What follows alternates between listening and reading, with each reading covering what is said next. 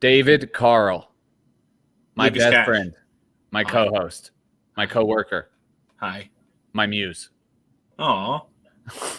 How are you, man? I'm great. Now that I know that I'm somebody's muse, I'm even better. I am doing well. I am excited to be back on the pod today. We are coming off of a victory in our last match, which is always a nice way to kind of get things kicked off for the week. Obviously, this was a midweek match last week, but a win on Wednesday against San Antonio, Lucas. Not only the win against San Antonio on Wednesday, which was excellent, great environment.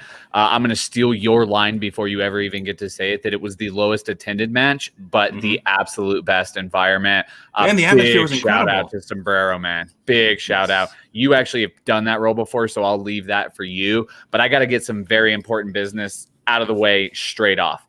Cassandra Rodriguez, who has not missed an episode, who is always our first commenter. It is Cassandra's birthday, and I could not be happier to wish a happy birthday to our Cassandra. number one fan. We love Cassandra. She is always here with us, and we hope you have had a magical day that's equally as awesome as you are. But Dave, yes, let's backtrack a little bit. So on the field, we didn't get the result we wanted on Pride Night. I think everything else around Pride Night was exactly what we wanted it to be, which we covered on Monday's pod, right? Beautiful. So it was a week of victories, because then we go to Wednesday, and we put on a show. Woo. Our defenders are like, you know what? Let's go ahead and take a little bit of this into our own hands. Goals from Josh Suggs and Austin Yearwood. Just a magical evening all around. Out of all of that, what stood out most to you? Hold on. You can't just say goals from Josh Suggs and Austin Yearwood. You are grossly underselling that, my friend. Maybe the goal of the year from Austin Yearwood, his first career goal, 5.5 years into his career, and he gets his first career goal. Obviously, he doesn't play in a position that scores a ton of goals. He's usually a center back. But man, he did it in style. Cuts inside, and just with his off foot, I might add, left-footed man hits it with his right foot, and it curls around the goalkeeper. And what a strike that was. Oh, unstoppable. Unstoppable. He had absolutely no shot at it. And you know what? Like, Josh Suggs, like, the positioning on that goal, like, I think the only thing that took away the attention from Suggs' goal was Yearwood's absolute banger. Yeah, but the ball Tenney put into him, Suggs finishing with his weaker foot. And you just know that they went into this so much. And they were like, we have got to get a result tonight. We have got to bring every ounce of energy we can. And they did. And now we're just riding that into the next week. Let's not forget this thing, because I think defense oftentimes does not get the limelight that the offense does. Tambakis. Third straight clean sheet. Third straight. The man is now, I believe, third in the USL in saves. He's, I believe, second in the USL in save percentage. He's on 3 straight clean sheets. And it was so funny, for the first 5 matches of the season, we're talking about, man, we got to get Alex a clean sheet. He's played so well, hasn't been able to get the clean sheet. There's always been that one goal. And literally it was one goal every single game prior to that. The last 3, knock on wood, hopefully it stays that way. No goals. I think he's down to a 0.58 goals against average, which is incredible. We had never been below 1 goals against average at this point, this late in the season. So defensively, they're looking incredible. Absolutely. And that was a solid bit of soccer talk, Dave. Like, I do want to take a second to pat ourselves on the back. Like, we did do some serious soccer talk there. But as you know, at the heart of this podcast and at the heart of really everything we do as New Mexico United is community. We love soccer. Obviously, this team gives us a great vehicle. Tonight's session is a great exploration of community. That's right. We get to talk to 2 incredible individuals who really led a charge on a front that I think is a super, super important front, which is, how do we make LGBTQ plus people feel like sport is a safe place for them? Yeah, absolutely. Also digging your bird shirt. I know that's completely unrelated. But I am excited to talk to Juliana and Rob. Rob, obviously, been with the club as our social media guru for quite some time. And then Juliana, one of our inaugural class of the Diversity Fellowship Program. Both incredible people that we're excited to talk to. This is going to be a lot of fun. It's going to be a cool episode, and we're going to chat about life. Juliana's got a really interesting and incredible background in actually auto racing, which is something that I know – I think it's fair to say I know nothing about. I know cars drive in circles. Sometimes it's not in circles. Sometimes they go other ways, and they drive real fast. That's kind of the extent. I've done go-karts before. That's fun. And we've both seen the Legend of Ricky Bobby Talladega Nights. So I think I'm going to come at you like a spider monkey. I'm all hopped up a Mountain Dew. I think we're going to be able to hold our own based off of that right there. Yeah. So really, really excited to welcome in these two voices, get their perspective on not just what it is we did over the last week and not what it is we're doing as a team, but what we can be doing moving forward. And I think that's where I value a ton of the insight. And of course, no episode of United Sessions would be complete without an absolutely ridiculous game. Hey, Dave, question. Should people rate, subscribe, review our podcast? That would be helpful for us. I don't know if you know this, dear listener, but we like to get more people to listen to our podcast. Watch the live stream, listen to it after the fact, and that's how we get our podcast to more people. If you give us a rating, 5 stars on iTunes, tell us why you like the pod, subscribe. If you subscribe, it automatically downloads it for you, which is great for us. Or you can just download it in each episode individually. All of that is wonderful and helpful for us, and again, helps us get to kind of, as we move up higher in the charts for downloads, it gets more people to see what we do, to hear what we do, and gets that community stuff out there and gets New Mexico out there a little bit too, which is what we are really, really proud of. Well, and as I always say, the opportunity for people like Rob and like Juliana and like Leroy Buster Silva last week and like Maggie and Tim and Madison Hammond, like this podcast gives the opportunity and the platform for voices and stories that quite frankly aren't told enough in the sports space, right? Absolutely. We need to hear about these stories more often. And so the more you support, the more you subscribe, the more you listen, the more you share, the more we're able to get the attention of people who have similarly awesome stories. And anything else before we need to hit this? Yeah. Well, speaking of Maggie and Tim, one of our first guests, maybe she was like second, third, fourth, something like that. We promised her after she won her game that we would send her an electric Playhouse kit. When we went to check, we were sold out of her size, but they are back in now. Maggie, if you are tuning in, I hope you are. We are sending a kit your way shortly. So just stay tuned. Keep an eye on your mailbox. Many things can be said about us, Dave, but we do pay our debts. Okay, Amen. like we're we like will be Lannisters. ridiculous, but we do pay what is properly owed. That's right. That's right. All right, we will be right back on the other side of this break with our dear friends Juliana Myers, Rob Salas, and stick around. See you soon. In New Mexico, we know true love, true beauty, true adventure, true color, and true culture, because we are truly hot, truly unique, truly rich, and truly home to the greatest stories and heroes, caverns and mountains, music and dancing, sunrises and sunsets, home to the artists, the warriors, and the multi-generational, multiracial, all-inclusive family that we call the United.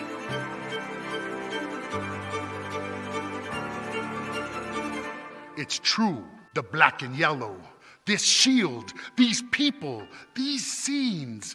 This is New Mexico United, and New Mexico United is New Mexico True.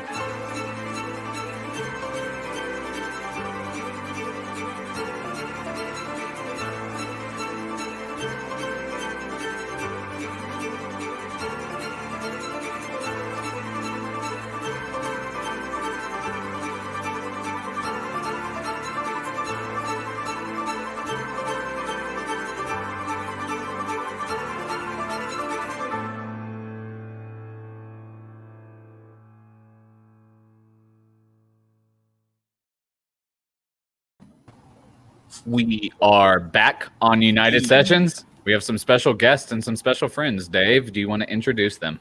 Yeah, absolutely. Did a little bit of an intro in the last segment, but we've got Rob Salas, Juliana Myers hanging out with us. As we mentioned before, Rob, digital media expertise, more than anything, I think, here in our office, but wears a lot of other hats.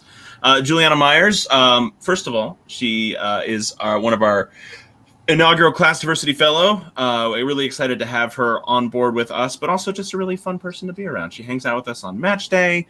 She's become part of the family very, very quickly. So welcome in, guys. Thanks for having us. Yeah, thanks for bringing us on, guys. We are happy to have you. Before we get to that, one more quick house cleaning note, because my boy Carlos Moreno, I see him over there in the chat. He's my guy. He's watching his Copa America. But I got to see this man this weekend, Dave. For those that don't know, this is Armando Moreno's dad. He is a friend and a pal of the show, great supporter. So thank you for being here tonight, my friend. I think you're really going to enjoy this conversation. Rob, I want to start with you because you have been someone that I've known literally since day one of your journey with New Mexico United. I got to meet you in your interview process. I got to bring you on and work with you in the early days. Hold on. There's a dog with a diaper in the background of your shot right now. Let's not judge Crispin, okay? No, it's not a judgment. It was just like, it's very cute. It's very cute. Sorry, go ahead. Yes. After that important point, Rob, you made a ton of good points, and you actually got your words out correctly, unlike me, as to why you wanted to work for this organization. Why do you make this big shift? What's the big jump from what's a traditional news background, essentially, to working with this crazy movement we call New Mexico United? No, yeah, so that's going to be a funny story. So I do come from news and comms, and so I was at my 9-to-5 job, sitting at my desk in my office, but looking at the Instagram of New Mexico United, yearning to be a part of it. I've been following the team since day one. I was never a huge soccer fan, but I have become one just from being a part of this organization, and also just from following United since its inception. And, I just saw all the community work that the organization was doing and how it truly was, for lack of a better term, uniting our state. It was just such a positive force. And I was like, I have to be a part of that. I actually, to get my foot in the door, I talked to one of our former retail managers, and he's like, you know what, man, I think you're a little overqualified for the retail space. He's like, but keep an eye out on our jobs boards. And, lo and behold, a few months later, I saw the post for digital engagement specialist, and I was like, I want that. Hopefully I'll get it. And luckily I did. I had to do 3 interviews. Each one was awesome. I got to meet with, Lucas, got to meet the team. And then of course the final interview with Peter, which was awesome. He's someone I've looked up to ever since he's been publicly visible through United. Peter's pretty incredible human being. All right. Rob gave us his origin story. Juliana, your origin story is rooted in sort of another beautiful brainchild of Coach Troy Lesane, working with Chanel Weesey, working with David, working with a lot of the players to come up with this idea of look, we're at a climate in June 2020 where we need to say something, but I think we're really, really going to need to do something to make that meaningful. That doing something, one iteration of that is the Diversity Fellowship Program, of which you are a member of the inaugural class. Talk us through what's going on in your life as this announcement comes across your board, and what's going through your mind when you're like, I think I'm really going to go for this. Yeah, sure. So I actually saw the posting literally a day before it was due. And I was like, and I'm great. I can work on a deadline. I'm one of those people that puts things off to the last minute, but by the time I saw it, it was kind of too late anyway. So just full force, had to make a new resume because I can never seem to keep one of those around. I don't know where they go, but they just disappear. And it had some people write some letters of recommendation for me, which was awesome. And then I sent it in. I didn't hear anything for a while. So I just assumed, I was like, oh, well, that was cool. I guess it didn't happen. And then when I got the email, I was so stoked. I had a great interview with you guys. You were there, and from that moment, I was like, oh, this seems like a cool thing. And then once I talked to you guys for a couple hours, I was like, oh, this is it. I want this. And I was just so excited. And then finally I got to talk to Peter, which this is a funny story. I'm not sure that anybody knows it other than me and Peter. But I was so nervous for that interview. I put on a dress, even though I was on Zoom. It's you couldn't even see from here down. It was 9 a.m. and I'm so nervous. And I'm sitting in front of my camera, made sure I had an okay background. And then he logs in and he's on his phone in his closet. And he's like, sorry, my kids are being really loud. So I'm just in my closet. And he's doing that thing, that the older generation does where they hold their phone just at a really weird angle. So I just see him from only from literally up. And I was so nervous. And I was like, oh, okay, I don't think I have anything to be nervous about anymore. I didn't know what to expect. Pete. But yeah, it was great. And I got to have a really cool conversation with him. And from that moment on, I've been so honored to be there and to get to know you guys. It's great. And I feel this fellowship has reinvigorated my love for New Mexico that I felt I'd kind of lost too, which is wonderful. So it's been so much fun, and I'm enjoying being around and yeah, I'm just very glad to be here.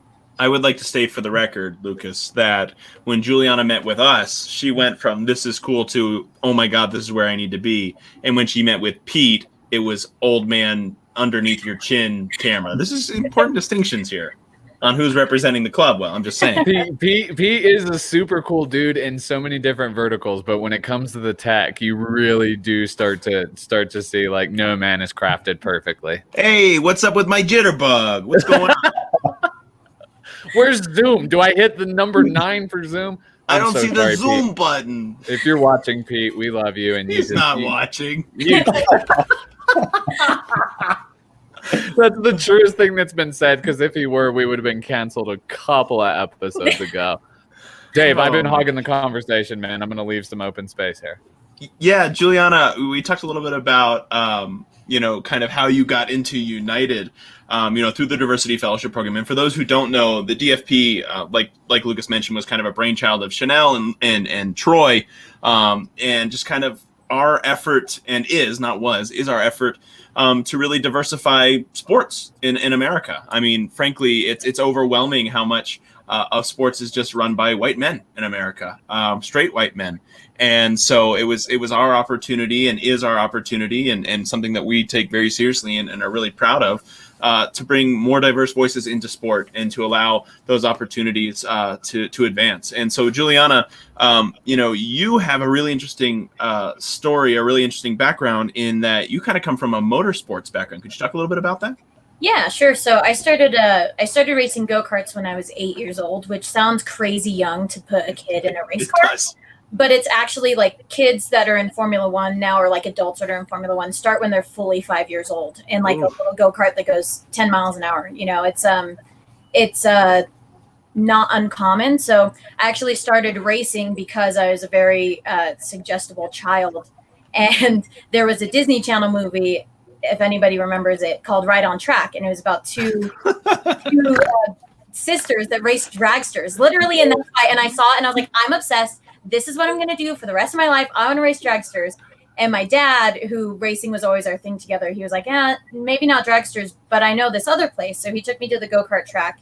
And we went and we spent one night there. And I was like, I fell in love. Like, I was like, this is it. This is going to be it for me forever. Like, I just knew. And the next weekend we had a go-kart, and we were out there for the next 12 years of my life racing cars. We did go-karts, and then we kind of moved up the ladder a little bit. I did some stock car racing, which I absolutely hated because I'm not a closed wheel racing person, which probably means nothing to you guys. I know, I can see people's eyes start to... No, I know exactly what you mean. Closed wheel is when there's a little glass box that they put over the steering wheel, and you have to punch your way through it to be able to drive. Yeah, I thought everybody knew that. You don't have to deal with the bloody knuckles and the fighting. You're not talking to a novice here, Juliana. Yeah, no, obviously I fared very well at the punching through the glass. But no, the open wheel racing was more my thing. So then I was racing mini sprints and sprint cars. And then I just kind of got to an age where you either keep racing and you do it professionally, or you stop because it's a really, really expensive sport. So yeah, I mean, we got to a point where I was going to college, and my dad opened a flower shop in Rio Rancho, and it was kind of just time to be like, okay, maybe we revisit this in a couple of years. So I haven't been back to racing cars, but yeah, I mean, I want to be involved in motorsports and work for a motorsports team. That's the goal someday. So that's what we're working towards. And that was kind of like what inspired you, I would imagine, among other things, to apply in the first place, because one of the cool things about the DFP is, it's not necessarily like, hey, come do this fellowship and then you're going to have a job with United. It's come to this fellowship and let's find the best thing for you, right? Let's find the thing that makes sense for you, whether it's going into motorsports, whether it's going into basketball or football or hockey or whatever. And I would imagine that was part of the appeal for you. Yeah, absolutely. And it was actually something when I applied for it, like when I got to talk to you guys, I was like, man, I know nothing about soccer. Like, I hope they don't ask me soccer questions. I really like Bend It Like Beckham. Love that movie. That's like all I have. But then when I started talking with you guys more about it, it was like, this is about diversifying sport, not just diversifying soccer or New Mexico United. And that was such an awesome thing. And let me also say, I've kind of fallen in love with soccer in a way I never expected to too, which is like a cool thing. I'm like, have fallen in love with New Mexico United and the organization. And I mean, I can see like a career path forward in that too. And it's cool to just have more doors open up like as it goes on. Yeah. Rob, you also came from a different sport background, and I don't know how much you've shared with your Snapchat following. For those of you that don't know, this is the Robert from Hey Everybody, it's your boy Rob. Yeah, from that level of fame. So you put out a tremendous amount of content on that platform. So I don't know if your followers and friends know that you have a background in kickboxing, but that's again a wildly different sort of thing than what it is we do with the soccer. What has translated over? Like what have you taken? Like, oh, you're like, oh yeah, that definitely invigorates the kickboxing side of me. Oh, and what is new and exciting, like Juliana's talking about? Like, I know just from hanging out with you, you are a fairly new lover of the sport as well. So talk to us about why. Yeah, so yeah, you hit that right on the head. I had been kickboxing since I was 15, but as I grew into my early 20s, I've taken a few blows to the head, just a couple, but I was just like, I'm not going to do this as a career. So I've always just had a passion for sports. Even when I was in college at UNM, I played tennis, club tennis, with that organization, which, by the way, is nothing on the level of Mr. David Carl over here, who is a bad West Virginia legend, David Carl. But yeah, just the things that I love about sports in general is just the competitiveness, the communities that surround sports.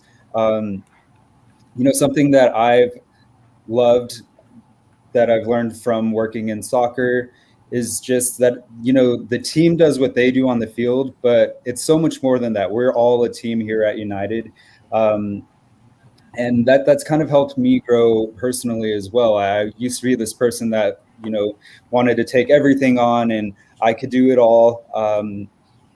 But, through observing the team and working within the organization, I definitely have learned, a level of camaraderie and a level of trust to be able to lean on other people when it comes to anything in life. So go ahead, Lucas. All I was going to say was, and I think we were probably going a similar route here, which is that whole team mentality, that whole, like, we have each other's backs.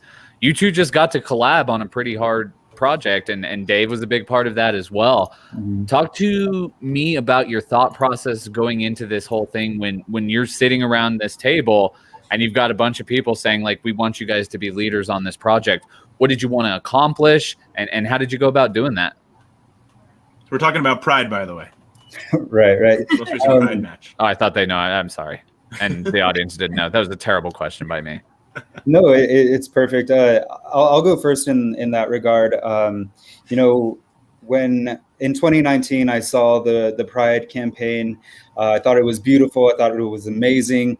I thought the quotes that the players gave were honest and authentic.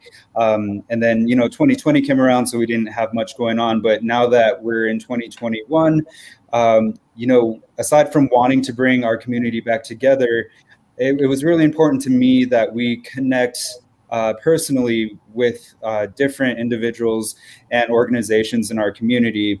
And it was also important to me that we didn't sit around as like a committee and choose these people. So the campaign is meant to highlight and celebrate LGBTQIA community champions throughout New Mexico. It's still going on right now. So what we did initially was send out a call to action to the public for them to nominate community champions.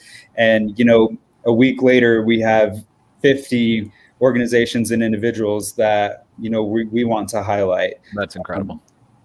But yeah, and Juliana has just been a champion in her own right in, connecting us with organizations that we don't necessarily have that upfront connection with. So Juliana, you've just been, I told her this earlier. I was like, you're my hero. I just kept texting that to her.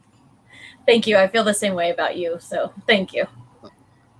But I mean, that whole, Robert, you gave a great synopsis there of kind of the social media campaign that you've really taken on and really focused on.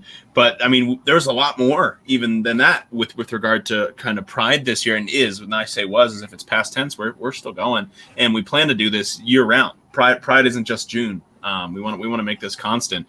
But I mean, Pride Match. I mean, talk about the atmosphere. Talk about the stuff that we got to be part of. I mean, it was so incredible. Everything from the tailgate to the in-match stuff, the merchandise. Juliana, I mean, talk a little bit about kind of your experience with all this. Yeah, sure. I mean, I've been so honored to be a part of it, and seeing it is like an incredible thing. I don't want to be the person that cries in every meeting, but like when we talk about the Pride stuff, it really like it hits me in the heart because I'm a part of the community, and you know, like if you asked me when I was 13, like if any of that was possible, you know, there's no way, you know, and it's so great. Like I think the most important thing we did, I mean, we've done a lot of important things this month, and they're going to continue. But I think the one that hit me the hardest was the TGRC training we did, the Trans 101. Yeah.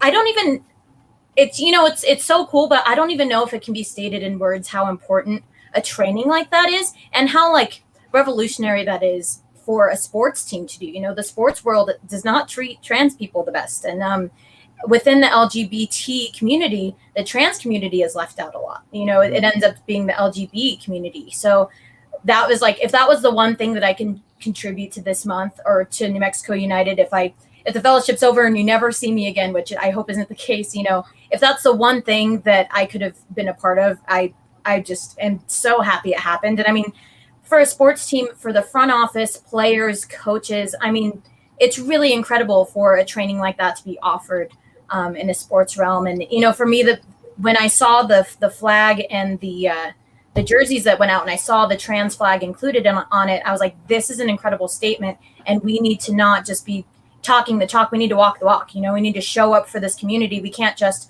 put their flag or put their colors on a flag and like call it a day, you know? So the fact that we had that training and then we had them in the community corner, it was incredible. And there were so many important things that happened this month, and that included the tailgate with the mom hugs was incredible. You know, like I'm somebody who could really take those hugs, you know, and yeah, it was just incredible stuff. And yeah, it makes me emotional, like to talk about it. So at the sake of crying, I won't talk about it anymore. But yeah, I mean, it's really important. It's so incredible. And I'm just so honored to be a part of it, you know.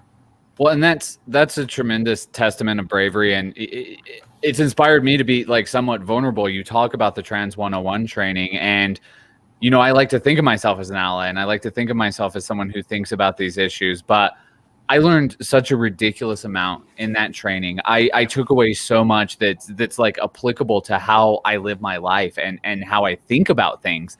And to me, it was a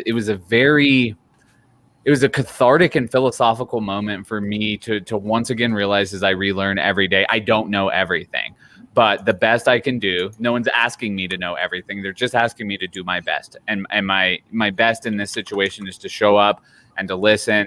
And I think there's a lot of value in that. I think like for me personally, right, as like the white cisgender guy who works in sports, it's really, really important for me to not look for opportunities to get offended, but to look for opportunities to really be an ally and to really learn what's going on in this situation. And I've learned a tremendous amount from both of you personally. I learned a tremendous amount from Adrian in the off chance that he is watching. Thank you so much for that. It was enlightening. It was powerful. It was great. But I think where this is going to segue to a question eventually is this, like the sports realm has not always been a realm for LGBTQIA plus people, right? And these conversations, these difficult conversations have not always been a place for the traditional sports fan. So in you guys' opinion, I guess we'll start with you, Juliana, are we making progress towards that, where we're starting to get more towards the middle and having conversations that apply to both of us? If that's a very important call, if that's the president of vodka, you have to take that. No, it's okay. There's somebody else answering the phone. Is that the president of beer? No, it's not. Oh, I mean, hopefully not. Yeah, no, I think we're making great progress. I think New Mexico United is. Let me say, I mean, my thing is racing, right? So it's a bit of a culture shock. You know, I went to the Indy 500 and then came back and I was like, whoa, you know, it couldn't be two more different worlds. And I mean, that's why it's important. I think if you start the conversation in one place and hopefully it continues to grow, you know, and I think that New Mexico United has a huge awareness of it and is doing the best that they can. And that's what makes me want to stick around. You know, that's what makes me want to be a part of it. And that's what makes me feel safe having these conversations and being on this call with you. You know, I mean, being out in the community, this isn't necessarily the safest thing that you could do is like put your face on a podcast, you know, but like the New Mexico United community and family is safe for that. And that's a beautiful thing. And everybody should pat each other on the back for that because it's not common. So yes, to answer your question, yes, I think we're making progress. Rob? Yeah, I completely agree with everything that Juliana just said. And another testament to why I would say yes is because as somebody who was on the inside of these campaigns and as somebody who is part of the LGBTQ plus community, it became, there were moments where I was, you know, questioning and a little bit insecure about, you know, putting our community out there in such a vulnerable way. And so I had a conversation with our creative director, Josh, and I was like, you know, I do see a couple of hateful comments coming in here and there. But, you know, for every one hateful comment, we get, you know, 20 amazing positive comments. I was like, but, you know, for this particular one, it was a specific trans highlight. I was really nervous, guys. I was super nervous. I don't know if you could tell, but like throughout the day, I was just, my heart was beating. And I talked to Josh about that, and he's like, well, the fact that you are nervous to post this is what we're trying to change. You know, we're trying to remove that fear, that stigma, where we can put a trans person on all of our forward-facing social media platforms. And throughout this entire process, I've just learned so much, especially at the Trans 101 training. Like Juliana had said earlier, even within the LGBTQ plus communities, we don't always understand each other's perspectives. And so that doing that training really opened my eyes to see how other people are living and to have more empathy in that regard. And, you know, when you learn new things, sometimes it can be uncomfortable, but you just have to work through that uncomfortableness to better enlighten yourself. And I applaud, you know, Coach Troy and all the players who attended, because, you know, it can be uncomfortable, but you made it through it and we made it through it. And I'm just super grateful for that. And Chanel put a good quote here, good comment rather, in the comments. Anyone who's interested in taking the training, which was incredible, Adrian, as Lucas mentioned, was our instructor, should contact Transgender Resource Center of New Mexico. I learned a ton, and I think one of the things that I kind of took away from it the most is, I consider myself an ally. I'm a straight cisgendered white male, but I consider myself an ally, and it kind of took me aback by how much I didn't know. What I kind of took from that was how important education is to allyship. You know, I can try and be as supportive as possible, and I can try and you know, be loud on social media about things that are important. But until I really educate myself on the issues that these people face every day, these people in our community, these people that we love, I'm not truly being an ally until I try and do everything I can to recognize their struggles and try and fight those. So really, really, really, really recommend it. It was a really awesome training from the Transgender Resource Center of New Mexico. I don't know if you just caught that, Dave, but Eli just punched me in my heartstrings. I'm sure he punched you in yours as well. Big love to you, Eli, and it's a journey, and thank you for the support along the way. It is one of many incredible learning opportunities this job has presented to me. I think one of the other things that's sort of adjacent to that it's presented to me, and Juliana, I know you're a little bit newer to this. Rob, you're a little bit newer than Dave and myself. But watching this community mature, right? Watching a community that started from a baseline of we love each other and we're going to support each other, and now moving into places with how do we do that with more intention? How do we do that more deliberately? It's been something to behold from my perspective, like being a fish inside that water bowl. And I'm curious, as we look at the future and as we move towards the future, because you both said we're making progress. Great. Glad we're making progress. Glad that we can have a positive impact. What do the next 5 to 10 years look like if they're effective? What are we doing? Is it just more of this, right? But expand it out more. Are there other things we can be doing? Like, I don't mean to make you speak on behalf of the entire LGBTQ plus community as my wildcat jumps into the background right there. But I would ask you, like, as people who have felt the alienation of sport, because it's a real thing and it's a heartbreaking thing if I think about it too long, how much your community was told, no, this sports is for us. How do we continue to get that notion and continue to cram it into the trash can of terrible trash can ideas that it is?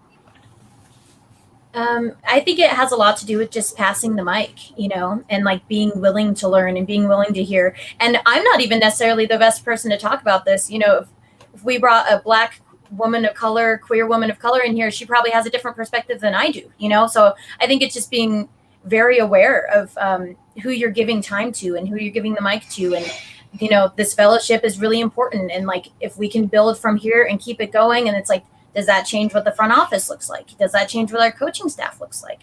And yeah, I think just awareness. And like, I mean, in the perfect world, we have a women's team and, everything just continues to grow, and I think there's room for that, and just being aware is the best that we can do. And I think that you guys are doing a great job of it. And hopefully it spreads to other sports. I mean, I think New Mexico United sets a thing, and the USL takes notice, or whoever, and then it starts to grow, and the NFL takes notice, and IndyCar takes notice, and it continues to grow, because at some point the sports world is going to be left behind if these generations are moving forward and the sports world isn't.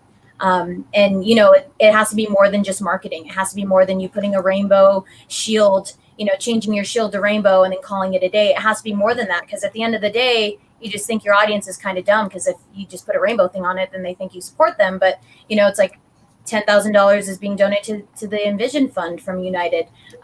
You're not just profiting, and it's just all those things together hopefully will help.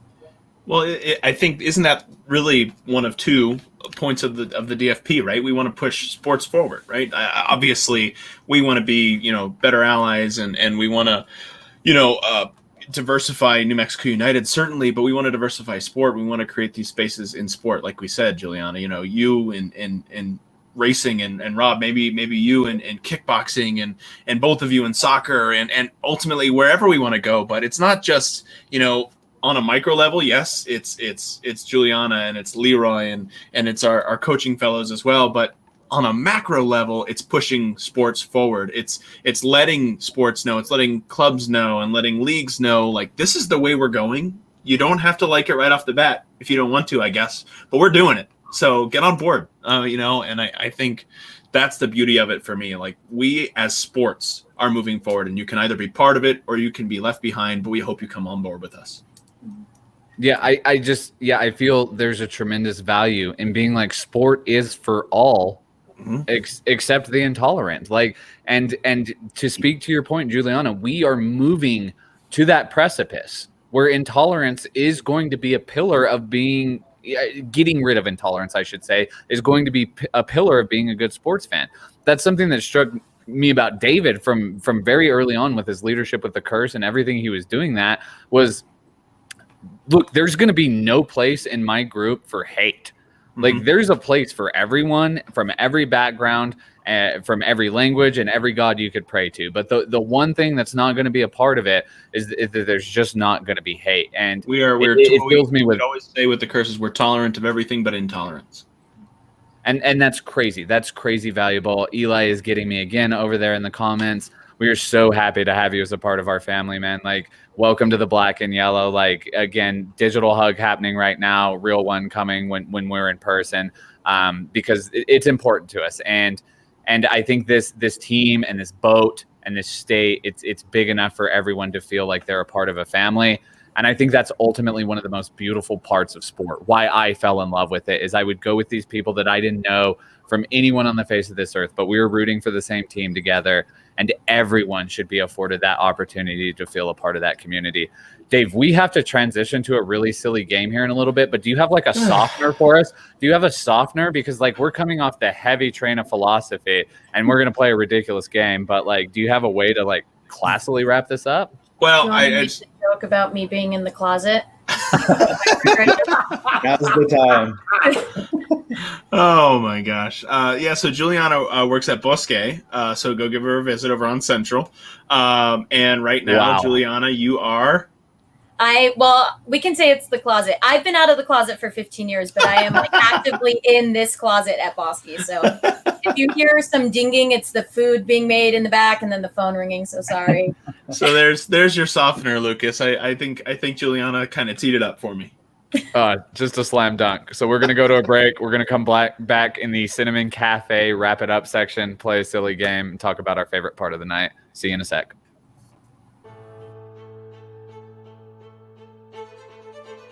From day one, community has been at the heart of New Mexico United.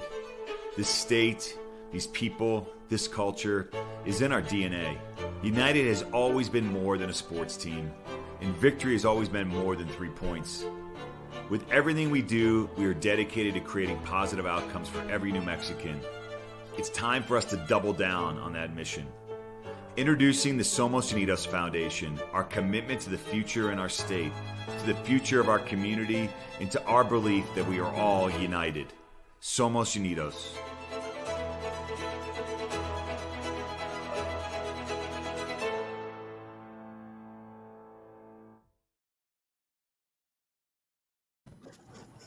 United Sessions, episode 17, Dave? 17, 18? I think it's 17, I think. Could be wrong. That's close enough. I'm probably wrong. You're probably right, as you are more often than not. Welcome back to United Sessions. I'm Lucas Cash. He's David Carl. Our special guests this evening are Robert Salas, Digital Engagement Specialist for New Mexico United, and Juliana Myers, member of the inaugural class of the New Mexico United Diversity Fellowship Program. So happy to have chatted with you guys. Challenging. Many tears were fought back. So for all of you that are constantly on Lucas Tier Watch, I beat you all. I defeated you. And now we got give it time. Give it time, Lucas. There's still about 15 minutes left in this podcast. I will make you cry. That's true. It's not hard, David. It's not hard. I believe something about stealing candy from a baby is how we fall into that. But we are in the Cinnamon Cafe wrap it up section. We love Cinnamon Cafe for so many reasons. I don't know. I think it's probably a 1A and 1B. We love their breakfast burritos, and we love that they were the first business ridiculous enough to be an official sponsor of the United Sessions podcast. So and the chicken crepe. And the chicken crepe. Don't forget the chicken crepe. Very, very important. So we have now come to the wrap it up section where we will play a silly game. Dave, what are the stakes today? We didn't decide this at all, so let's do it on the fly. Ooh, okay. Loser gets fired. Oh, I love it. That'll really make you guys dig in. No. I'm just kidding. Yeah, we need to come up with stakes. Real quickly. Okay, how about this? Juliana, are you in the office tomorrow? Yes. Robert, you are in the office tomorrow. I will buy the winter lunch tomorrow. Okay. There it is. I think that's pretty good. I think you're probably rooting for Rob because Rob eats lunch like one day a week. But yeah, we'll see if he's actually hungry. If neither of you want your lunch will go to me. Those are the rules. So it is. So it shall be. All right. Okay. All right. You both have a myriad background of interests, experiences, areas of expertise, one might say.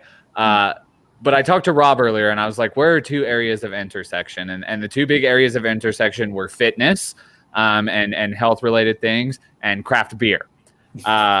Just to let you guys all behind the curtain a little bit, it's difficult to come up with a trivia-based question for fitness. A bunch of obscure people. We could have gone exercises. We could have gone trainers, and you guys see, would have...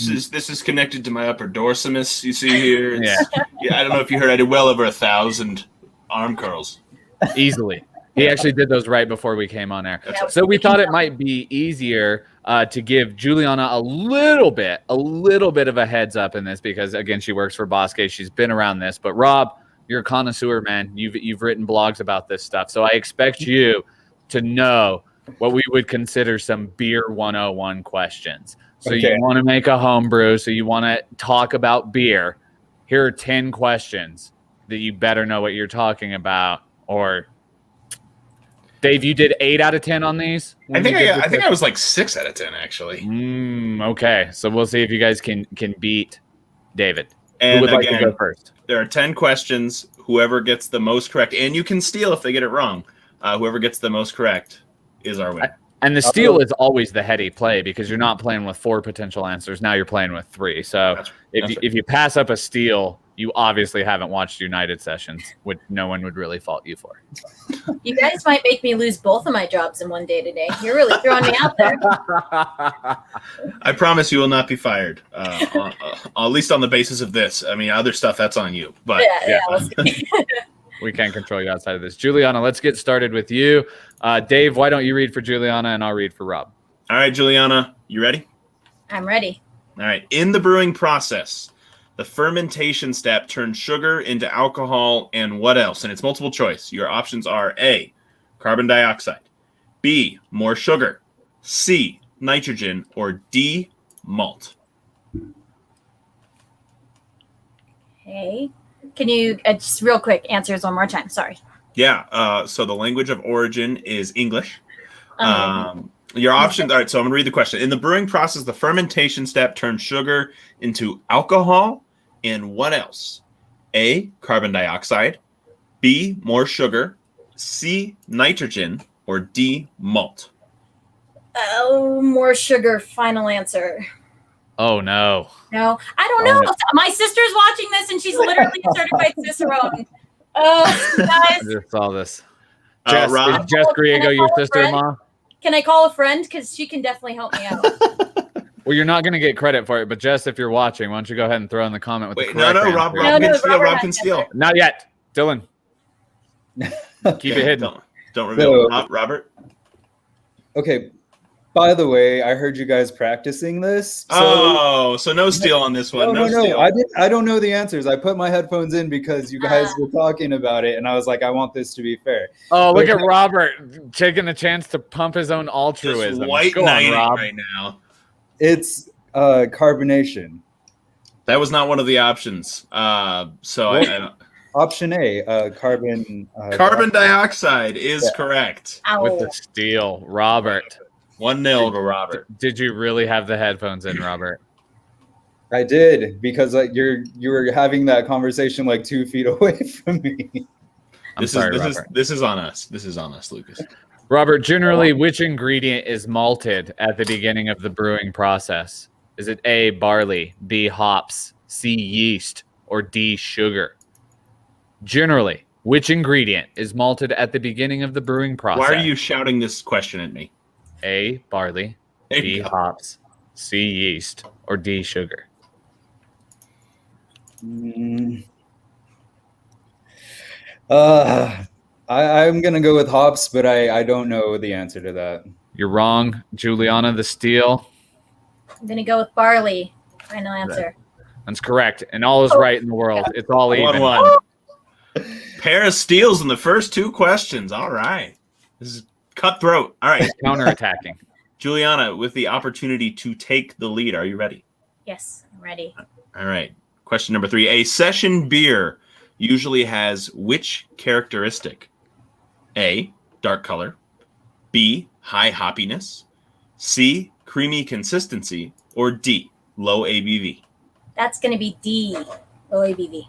Ding, ding, ding, With ding, confidence. ding. Go With on. confidence. She knew With it. confidence. Jess is proud. Thank God. All right, Robert. Rob. What is the process of separating the wort from the solid remains of the mash called? Is it A, running, B, mining, C, lautering, or D, draining? Y'all, okay. I'm taking a guess. I'm guessing C. Please pronounce it, Robert, so you know the actual word. Watering. Yeah, got it. C, loitering. Absolutely. Loitering is that process. Well done, Loitering. Rob. Well done, Rob. 2-2. 2-2. All right, question number 5. Juliana, what is the final step in beer production? A, mashing. B, packaging. C, malting. D, filtration. Well, I think it depends. Is it getting packaged or no? I think if it's going in a can, I don't know. So, one more time, all 4. Yeah, Packaging. absolutely. We have mashing, packaging, malting, filtration. Oh, filtration. That was not a fair question, Lucas. That is not a fair question because the answer. I feel like it's perfectly fair. I'm not even going to let Rob steal this one, Rob. It's It's not- packaging. It's packaging, but Rob, you don't get to steal for that. That's not a I fair don't question. know. Do you call putting it in a keg packaging? I don't know. That's kind of Yep. weird. Yeah, Yeah. right. I don't like that question. I don't Is like it it. going Rob, in a can or no? right. Rob, you don't get a steal on that. No offense, buddy. Okay. It's just that's not a It fair just question. goes into the void. Hey, Yeah. before go ahead, Juliana. Sorry, it seemed too easy. That's all. Right. Yeah, sometimes it happens. We give you guys warning on this. Dave and I, mostly me, who creates the quizzes, are not the most complex thinkers at all time. This is basically just copying and pasting. So hate on craftbeertest.com if you really want to be mad about that. Hold question. on. Sam Craner just sent I you was gonna read this and I love it. Read it. He says, hearing David Carl say creamy consistency was the most uncomfortable part of my year. Oh my god. Same, Sam. Same. Oh, Robert. man. Are you ready, Rob? Yes, sir. What causes skunked beer? Is it A, bad yeast, B, old age, C, heat, or D, light? Causes skunked beer. Bad yeast, old age, heat, or light. Or creamy consistency. I'm going to say A, bad yeast. You are incorrect. I don't. Your internet just went a little what bit is bad. skunked? What is skunked Have mean? you Skunked never had a beer- beer and you've drinking it and you're like, that beer is skunky? It tastes like Yeah. like a skunk smells. Yeah, I've had that. Skunk Yeah, beer. that's not bad yeast that causes that. Juliana, what causes that? Light. Mm. That's correct. That's right. All right. Heineken, notoriously skunky beer. Dylan, I'm sorry, we're not looking for a sponsorship from them with their skunky green bottles. We'll go with people who actually understand how the light works. Yeah, that's right. All right. So 3-2 Juliana. Is that right? That's I think correct. that's right. All right, Juliana. The And it's opportunity to Juliana's take- question. She can open up some daylight. That's right. A opportunity to double the score. I'm probably mispronouncing Goza? this. Oh, is that how you, that's not how you spell Goza? All right, a Goza beer tastes mostly A, bitter, B, sour, C, sweet, or D, dry. Be sour. That is correct. 4-2. Juliana, Rob, you got some catching up to do, man. Rob, know. you better start taking this game seriously. He's I gonna start trying to- totally knew the answer to that one. You better start taking this seriously like you take your Snapchat responsibilities, Robert Salas. Lager, Lager, comes from which German word? Is it A, Lagoon, Lagune, which approximately translates as lagoon? Does it come from B, Lage, Lage, which approximately transitions to position? Is it Lagern, Lagern, which translates as to store? Or is it Langsam, Langsam, which translates as slowly? Man, you guys are giving me the hard ones. Blame Not Lucas. purposefully at all, Robert. I'm gonna go with C, Lagern. He got it. You got A it. hard Big one. ups, Well Rob. done. We're throwing nonsense at you, and you got it. You're looking Well at the shared done. Google document, aren't you? No, I promise. We can see who's in it. Rob's not in it. Yeah, Well that's done, true. Rob. Well done. All right, Juliana. She can put it out of reach right here, right? Yeah, this is for the win. All the more. Oh my god, and it's so easy. Do you want to go to Nope. the last one to I'm make it giving harder? her the last one. I'm giving her the Yeah. last one. All right, Juliana, for the win. Weiss beer, Weiss. Mhm. Weiss beer is made from which grain? A, oatmeal, B, wheat, C, rye, or D, corn. Be wheat. Is that your final answer? That's my final For the answer. win, are you sure? Yeah, final answer for the win. She knows her vice, Dave. She got it right. And her vice is winning. Whew. Rob, Congratulations, Juliana. Rob, you fought a valiant fight. I gotta say, the lager one, that's a hell of an answer. Well done. yeah, Thank you. especially with my over-the-top auctioneer level pace of spelling stuff out for you, like you're dictating the most difficult sentence of all time. You So both represented yourselves like champs. Okay. Juliana. Thank you. where we That was where we cool. getting lunch tomorrow? I I know I'm feeling some Cinnamon pride. Cafe, it's their segment. Come on. Oh man! Wow. Okay, I'll take a breakfast burrito any day. There you go. Well, cool. Well, Thank you guys. That was awesome. Yeah, no, the beer game was fun. Obviously, we love to play the games at the end, but I think more awesome was the perspective. And so to transition into favorite parts of the evening tonight, I just want to take a quote that you said, Juliana, which is passing the mic. And what you gave me and Dave an opportunity tonight to do is pass the mic. Our bosses are very, very gracious to us in allowing us to do this podcast and count it as work. We obviously have our own perspectives and we're tremendous goofballs. But the opportunity to have you guys on tonight and share what an important part of your life this team is becoming and what an important part of you guys loving sport this team is becoming is by far my favorite part. Dave? Yeah, I think kind of the insight from both Rob and Juliana, again, they both come from background-wise sports that aren't soccer, kickboxing and auto racing, and kind of the knowledge that sport has not always been a welcoming place for members of the LGBTQIA plus community. And so we have a responsibility to change that. And even if it's in our very small way with, being as welcoming as we can be and creating this diversity fellowship and making an impact in our little corner of the world, I think that impact. Oh no. Oh no. Did we lose me? Here I am. Momentarily. Yeah. You're back. And you're gone again. He's gone. The only heartfelt moment I have for the entire episode, and my internet cuts out. Ridiculous. Anyway, so sport hasn't always been the most welcoming place for LGBTQIA plus members of our community. And so if we have the opportunity here in our little corner of the world to change that, to make a little bit of an impact here, whether it be through the DFP, whether it be through being a welcoming community, whether it is through, our pride, all of those things, I think we have a responsibility to do that and an honor to do that, and to set an example for the rest of the sports world and hope that they follow in our footsteps. So thank you both for hanging out with us and kind of sharing that message tonight. Roberto? Us.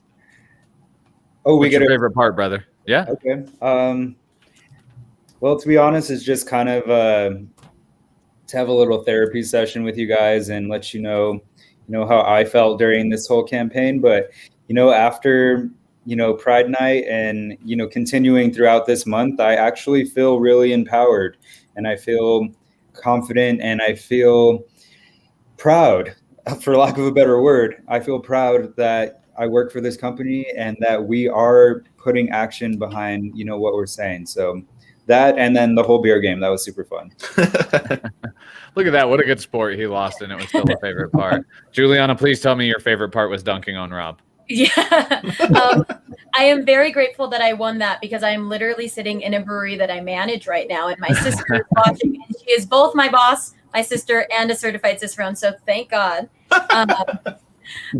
My favorite part, though, was what you said, Lucas, is being aware, that you're a white cisgendered man. And sometimes learning new things or being told that you're not, as quote woke as you thought you were is uncomfortable. But that's part of learning and that's part of being an ally. And I so appreciate that because I think that's where, the stoppage happens a lot of time. It's like, no, we're diverse. We're doing it. We're fine, and being willing to listen and hear from the people who are truly affected is an incredible thing. And that's the reason why this community is moving forward. And, it's the reason why somebody told me at the Pride game, it was the first time they felt safe at a sporting event, so it's so important. So thank you for saying that. And thank you for both of you for living it, and showing up for it and being an agent of change. It's awesome. Dave, I'm going to be ridiculously sentimental before I have you put a bow on this. To any of my brothers and sisters or my non-binary folks that are living in the community right now, I'm a dad of 4. I'm a husband. I'm a longtime New Mexico United person, and I have your back. Regardless of across the board, I may not get everything correctly every single time, and I sure have a tremendous amount more to learn. But I do know that you're my family, and there's always a hug waiting for you if you come across me. I echo that, and I think more important than that, I think this community has your back, all of us. So, yeah. Awesome. Well, I think I don't think we can wrap it up any better than that. Thank you to Cinnamon Cafe for sponsoring the wrap it up segment that we close out with every time. Lucas, we have a match coming up here. We've got 3 in the course of 2 weeks coming up. Road Warriors. Good thing we trained the entirety of 2020 to do this 3 game road stretch, but then we are back in the lab and we have got a doubleheader banger. And let's take a page from our favorite boss's book. Dave, what? Do you want to leak some stuff? No, don't. I have to deal with this all the time with Pete. Don't do this. Okay, give me 2 leaks. 2? Just 2 little leaks. Okay. Number 1. Great. We've been having this amazing Pride campaign for these. I muted Lucas. Oh my god! I have the power. All right, you're unmuted. Go ahead. We have been doing this campaign that we've been working very hard on, and we are going to cap it off with an amazing event. Yes. We will have information out on this on social soon. We are going to raffle off those jerseys, very similar to what we did with the Shirts Off Our Back campaign for the Community Pride Death Kits Project. But this time we're bringing in some friends who made our Pride night absolutely off the chain. So this Saturday night, Dave, what are we doing to raffle off those jerseys? We are hanging out at a very awesome place. You all probably know it. That would be Hollow Spirits. And we are going to not only raffle off those game-worn signed Pride kits that we are so excited about, but in addition to that, we're going to be doing a little bit of drag bingo with a couple of our friends. It's going to be a lot of fun. Tsunami Couture is going to be kind of our main host there, but we'll have Mr. and Miss Pride, New Mexico Pride are going to be there. A lot of fun drag bingo. We're going to live stream it right here on this platform. So if you're on Facebook, Twitter, all that kind of stuff, you can, and you bought a ticket, a raffle ticket, you can be right there and you can get it, and we'll get in touch with you and you'll get your tickets. So you can either come hang out in person. It's going to be an absolute blast. And I'll just put the link in the chat right there. And $15 at the door. And all of that's going to be donated to the Somos Unidos Foundation. That gets you 3 bingo cards, gets you a little blotter. You can buy additional cards if you want. Again, it all supports a wonderful cause. And again, we're going to be raffling off those Pride kits, signed match-worn Pride kits for every single player. It's going to be a lot of fun. So come hang out with us or hang out with us on social media, and you can get it that way as well. So it's going to be a blast. Can't wait. It's going to be a tremendous event. Those are always super duper fun, and just working with the amazing folks at Hollow Spirit, working with Rowan, just an amazing experience all the way around. And then the big one, Dave, we got the double header coming, but after these 3 weeks of being away, we got a Friday, we got a Monday, and we're not messing around, right? No, we're not. No, go ahead. No, I was just going to say, we're not messing around. Will have been missing our guys by 3 weeks at that point. Yeah. And so in an effort to get every seat in that park filled, because we're celebrating the reopening of the state, we're celebrating. Thank you. Yeah, being back together, all of these different things. So in addition to the normal ticketing options that you will find all around New Mexico United matches for these 2 matches only, so that is July 9th and that is July 12th, we will be putting on sale 1,912 tickets, so 1912 tickets in honor of the founding year. We will be putting those on sale for $5.05 plus tax. Come on. 505. Let's go. And then 1912, that's for 2 matches too. So you get your Friday night ticket for 1912. You can log right back on, get your Monday night football ticket for 505. It's going to be an absolute blast. It's our way of just kind of saying thank you to the community. I mean, that's the thing. We all had to work together to get to this point where we can be at 100% capacity starting on the 24th. July 24th will be our first game at 100% capacity. And that doesn't happen without all of us coming together and doing it. So it's our way to say thank you. Yeah, just to reiterate that point, $10.10 plus taxes and fees, that's 2 games. Yeah, right? that's right. You're not going to beat that in the sports market. So, again, for those of you that have watched the pod a lot, you know I have this absolute brood of children. And if I were to have to take all of them to a match, having tickets for $5.05 would be a godsend. So those will go on sale soon. You got to tune into social media for the specifics on it, because I can almost guarantee those things are going to go faster than any of us could blink. Yeah, that's right. And as far as the drag bingo, that information is going to come out here on social in about 24 minutes, Rob. Is that right? For who's counting? 7:30. 7:30. So we'll have all the details on that. I think we're gonna announce officially. You guys are getting a sneak peek because we're not supposed to announce this yet because Lucas is doing his own leaking thing. But we're gonna officially announce that tomorrow morning, and I think those tickets are going on sale on Thursday. So a lot going on this week on the socials. It's been exciting. It's been wild. What a great night to spend with our friends Rob and Juliana. What a great time for me to get to sort of don the robe of Pete giving information that is not public. I see why he likes it so much. I hate this. Dave, it's very powerful. You feel like a wizard almost. Yeah, when you do it. you should try being the comms director when things are being leaked. You don't feel like a wizard. Well, But next time you get to be the leaker and I'll be the comms director. No, I'm not leaking. That goes against everything. No. Anyway, a lot of great stuff going on. As we mentioned, we've got a match on Friday night at Colorado Springs. Saturday, we've got Drag Bingo and Pride Kit Auction. It's going to be a lot of fun. Hang out with us. Check out social media in the meantime for all the details. But until then, Lucas, somos unidos. We are united.